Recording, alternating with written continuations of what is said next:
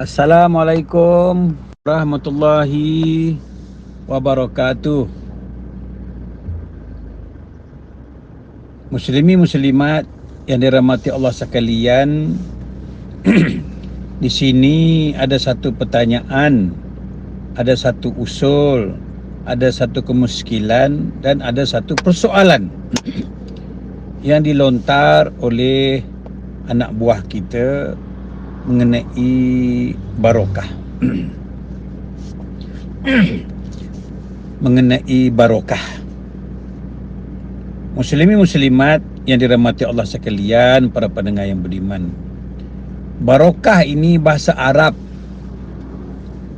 Jadi bahasa Melayu yang selalu kita dengar adalah bermakna berkat. Barokah ini artinya berkat.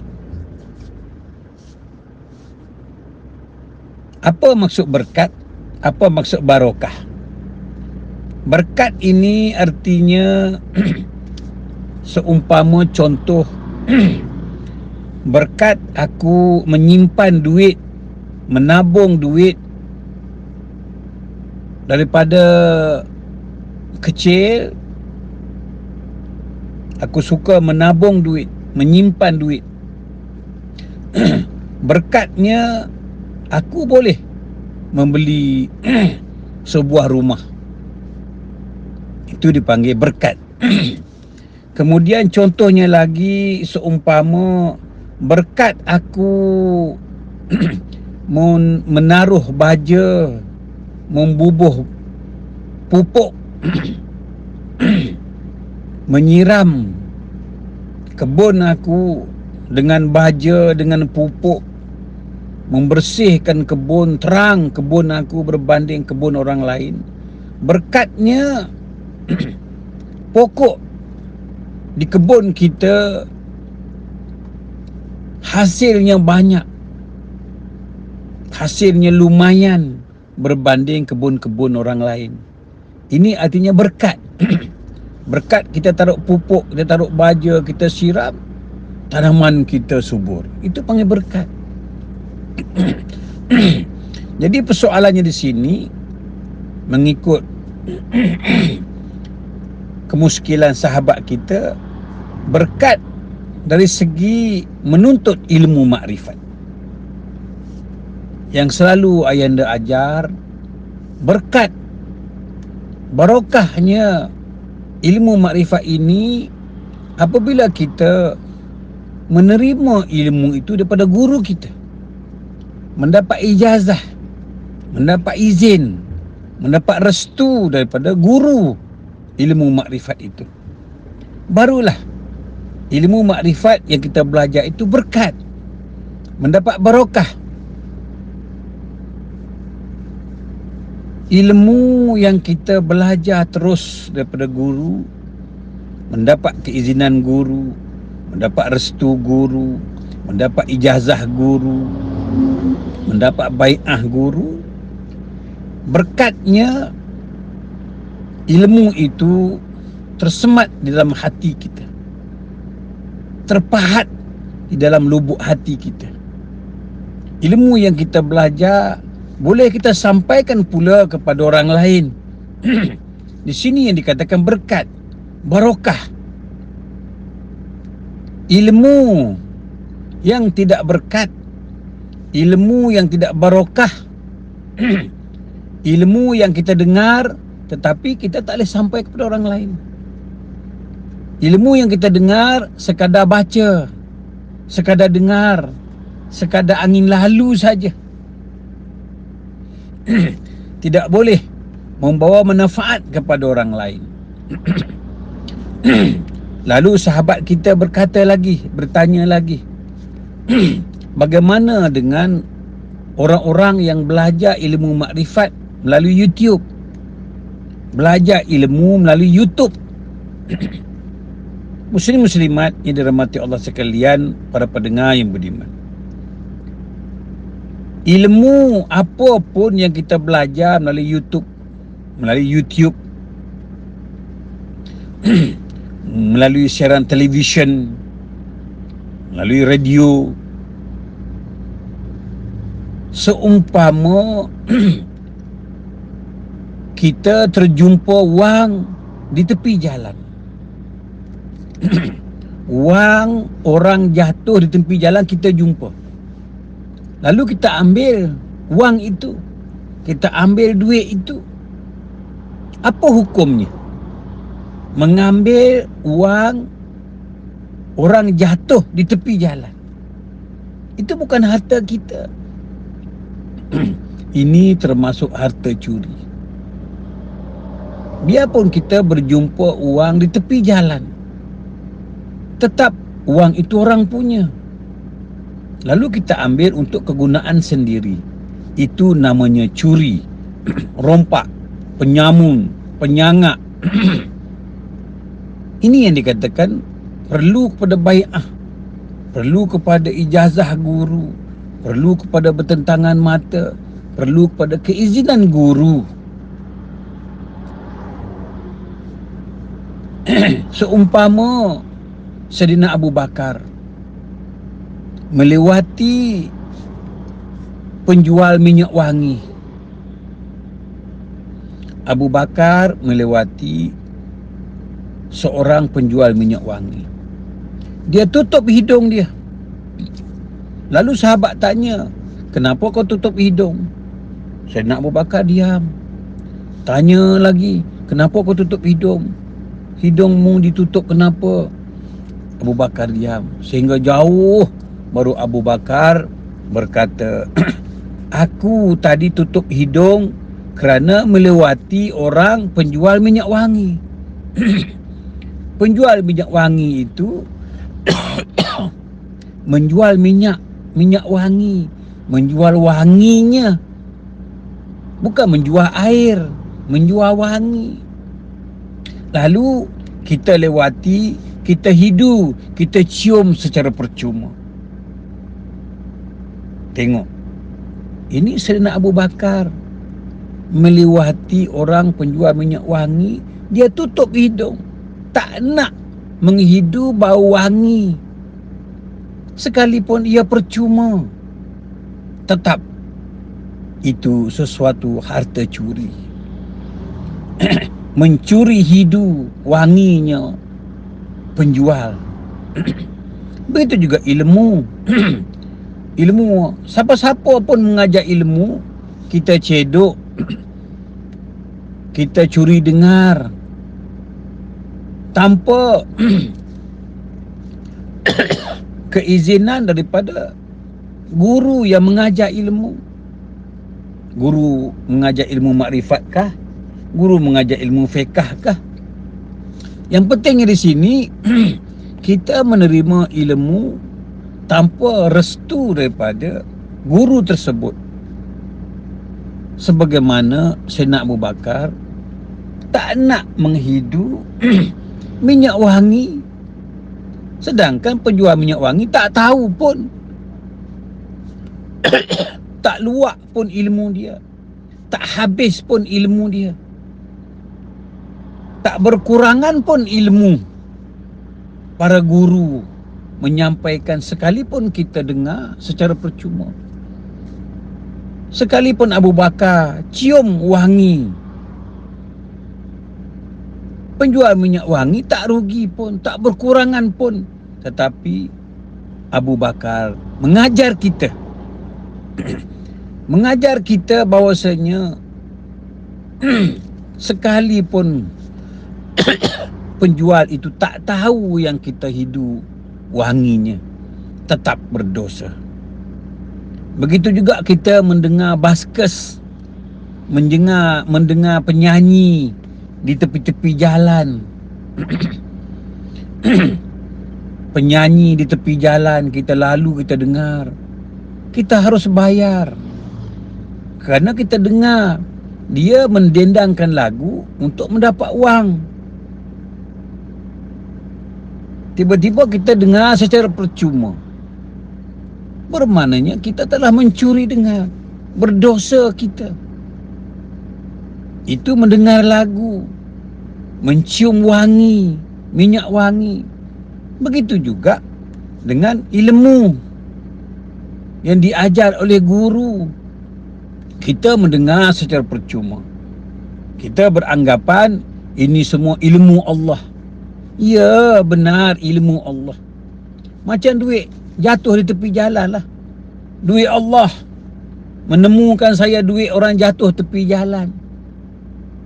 Memang duit Allah, tetapi sungguh pun semua milik Allah, tetapi dia tu milik orang, perseorangan yang jatuh. Kita jumpa di tepi jalan. Tetap duit itu duit orang. Tetap wang yang kita jumpa di tepi jalan itu wang orang. Sekalipun kita jumpa secara berkebetulan. Begitu juga ilmu. Berkebetulan kita buka dengar YouTube. Ustaz itu mengajar, ustaz ini mengajar. Guru itu mengajar, guru ini mengajar. Kita mengambil ilmunya. Tetapi kita tidak mendapat izin daripada pemiliknya. Sekurang-kurang kita telefon. Assalamualaikum Tuan Guru. Assalamualaikum Ustaz. Saya mohon izin ya untuk menumpang dengar ceramahnya Tuan Guru. Saya minta izin mendengar ilmunya Ustaz. Kan manis begitu. Itulah dikatakan berkat, barokah. Sekalipun guru itu tak berkurang ilmu. Jikalau kita dengar ilmu dia melalui YouTube tak berkurang. Tetapi tuan-tuan tidak mendapat berkat, tidak mendapat barokah. Bagaimana orang yang tidak ada barokah? Umpamanya kita sama-sama bekerja sebagai buruh kasar. Seumpamanya menjadi sekarang ni pemandu Grab umpamanya. Sama-sama pemandu Grab. Tetapi kawan satu orang itu boleh memberi motosikal baru.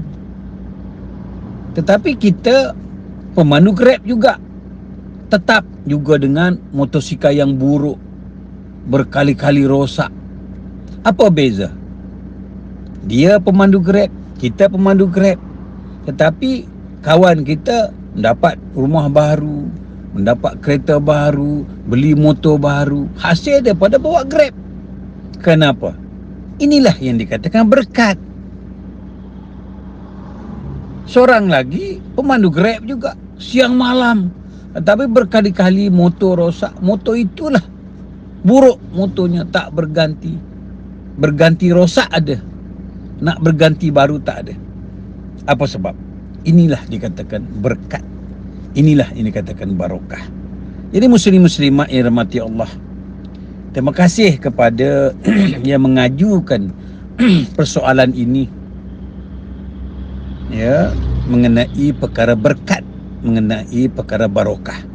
Jadi muslim-muslimat, barang siapa nak menjadikan pisau dia tajam, umpamanya nak menjadikan ilmu dia sebagai ilmu menjadi amalan kita, supaya ilmu kita tu tajam, boleh mengajar orang, boleh membawa faham kepada kita, hendaklah kita jangan menjadi pencuri. Sekalipun seumpama berjumpa harta orang jatuh di tepi jalan, dengan cara tak sengaja jumpa duit jatuh tepi jalan, tetap kita menjadi pencuri. Begitu juga dengan ilmu, muslim-muslimat yang dirahmati Allah. Selagi guru ada, selagi ustaz ada, selagi penceramah ada, selagi seboleh-boleh, kita kena mencari, minta izin. Kalau tak boleh bertemu mata pun, apa salahnya bertelefon minta izin? Benda ini tidak nampak pada zahirnya, tetapi sebetulnya inilah amalan murid-murid terdahulu yang hingga menjadi guru, kerana dia mendapat ijazah, mendapat bai'ah, mendapat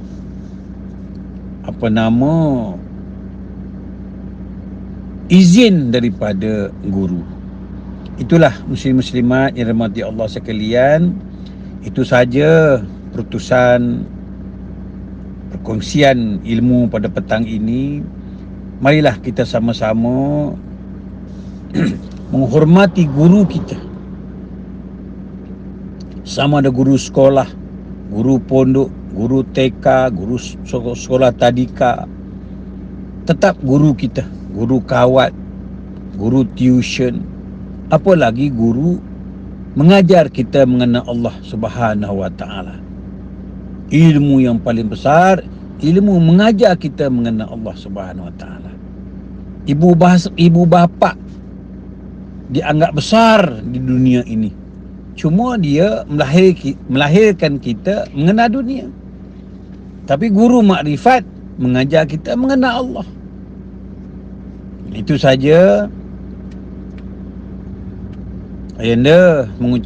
Saya mengucap berbanyak-banyak terima kasih kepada yang mengusulkan pertanyaan tersebut. Disudahi dengan wabillahi taufiq wa hidayah. Wassalamualaikum warahmatullahi wabarakatuh. Baik. Seperkara lagi saya terlupa nak memperkhabarkan. Ada orang bertanya, ilmu ini milik Allah. Apabila dah belajar makrifat, semua Allah. Curi ke, rompak ke, izin ke, tak izin ke, semua dia kata milik Allah. Benar, semua milik Allah. Kita berjumpa harta di tepi jalan pun milik Allah. Kita dapat harta hasil usaha pun milik Allah. Benar, semua milik Allah. Tetapi jangan lupa, Allah memperkhabarkan kepada kita bahwasanya rahmat Allah itu mendahului kemurkaannya Allah. Artinya rahmat mendahului kemurkaan. Jadi rahmat dalam belajar ilmu agama ini mendapat restu daripada guru. Tak dapat restu pun dikatakan ilmu tu daripada Allah juga. Dapat restu pun daripada Allah, tak dapat restu daripada guru pun dikatakan ilmu Allah juga. Benar. Tapi Allah mengatakan rahmat mendahului kemurkaan. Artinya memilih keizinan dulu. Kalau tak dapat izin guru, mungkin guru mati ke umpamanya, itu barulah dikatakan rahmat mendahului kemurkaan. Oleh itu kita hendaklah memilih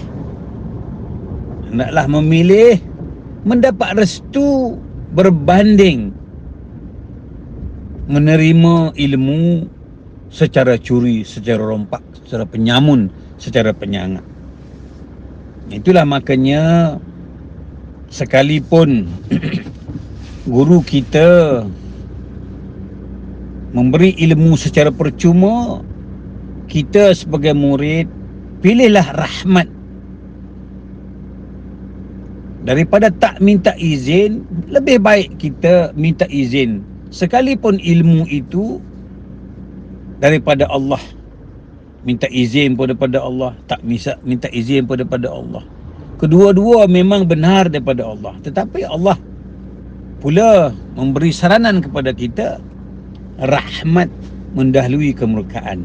Jadi kita kena mendahului minta izin daripada mencuri ilmunya guru.